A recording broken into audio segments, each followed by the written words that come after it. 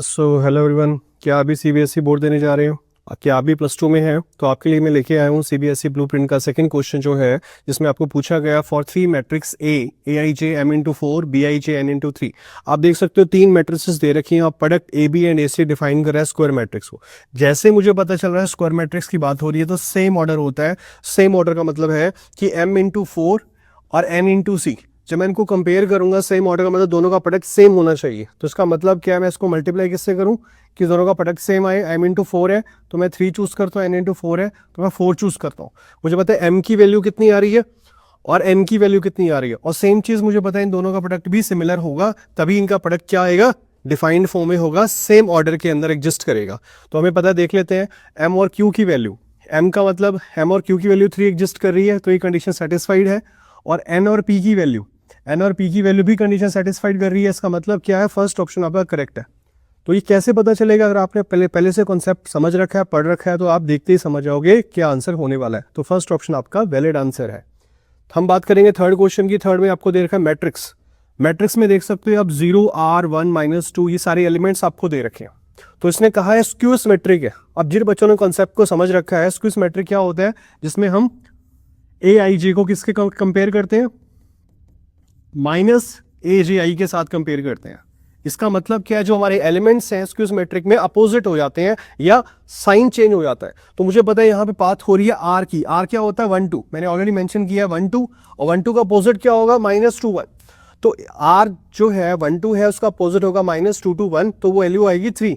तो माइनस में है तो आर की वैल्यू 3 आ गई। हमें ये देखना है आर की वैल्यू 3 किस में आ रही है। उसने पूछा है Q प्लस टी मेंशन करो, तो हमें R तो निकाल लिया, अब मुझे Q मेंशन करना है। Q कहाँ पे है, Q मेरे पास ये लास्ट में है, तो इसका मतलब थर्ड रो फर्स्ट कॉलम है।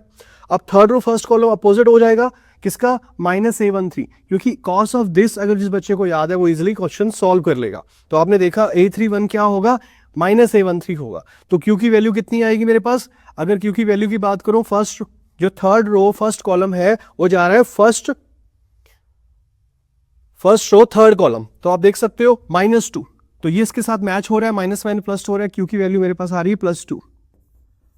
ये सिर्फ उनके लिए है जिन्होंने कॉन्सेप्ट समझ रखा है, कैसे हमें इजीली समझना है, कैसे सिंप्लीफाई करना है। उसके बाद है second row third column. Second row third column का मतलब है 2 3। आप देखोगे सेकंड रो थर्ड कॉलम यहाँ पे कहाँ जा रहा है, ये सेकंड रो थर्ड कॉलम।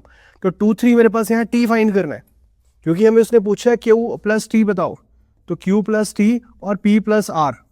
तो मैं देख सकता हूं मेरे पास जो वैल्यू है टी की वैल्यू क्या होगी, अपोजिट। 2 3 का मतलब हो गया -32। -32 कहाँ एग्जिस्ट करेगा भाई, -32 आएगा यहाँ पे third row second column, minus में है तो प्लस हो जाएगा। तो टी की वैल्यू भी आ गई मेरे पास 4, तो यहाँ मैं पुट कर दूंगा मेरे पास 2 प्लस टी, टी कितना है 4, उसके बाद अपॉन में कितना आएगा p + 4। अब यहाँ पे आ गया p क्या है 2 2, 2 2 का मतलब सेकेंड रो सेकेंड कॉलम। अब क्या होगा, ये अपोजिट जाएगा जब मेरे पास क्या वैल्यू एग्जिस्ट करेगी, सेकंड रो सेकंड कॉलम के अंदर। जब मैं इसको कंपेयर करूंगा तो मेरे पास वैल्यू इसकी अपोजिट होनी चाहिए। तो P है, P की वैल्यू क्या होगी 4 + 2, और मैं लिखूंगा यहाँ पे लास्ट में जो मेरे पास है P + R। R कितना है, R की जो वैल्यू है अभी हमने फाइंड किया -3 है, R की वैल्यू -3 है। तो यहाँ पे जब ये अपोजिट साइन होगा तो उसको हम 0 कंसिडर करेंगे, तो मेरे पास आएगा 6/-3, तो आंसर आएगा -2, मतलब ए ऑप्शन आपका करेक्ट है। तो ऐसे आपने टाइम सेव करना है, ऐसे आपने वैल्यू को सॉल्व करना है, ठीक है। तो मेरा कॉन्सेप्ट भी आपको समझाने का यही पर्पस है कि आपका क्वेश्चन में एग्जाम में जो आप करने जा रहे हो वो गलत ना हो। फिर आपका फोर्थ क्वेश्चन है, is a square matrix of order 4। Order आपको दे रखा है, एडजॉइंट की वैल्यू 27 दे रखी है, ये हमें फाइंड करना है। तो इसका फॉर्मूला क्या था, फॉर्मूला मैंने मेंशन कर दिया है, ए एडजॉइंट ए, ये आइडेंटिटी है। आप चाहो तो इसको पूरा कर सकते हो, पर हमें एक नंबर के क्वेश्चन में इतना ज्यादा लिखने की जरूरत नहीं है, हमें पता होना चाहिए कैसे हुआ है। आपको पता है a³ 27 कब होगा, जब a की पावर 3 होगी।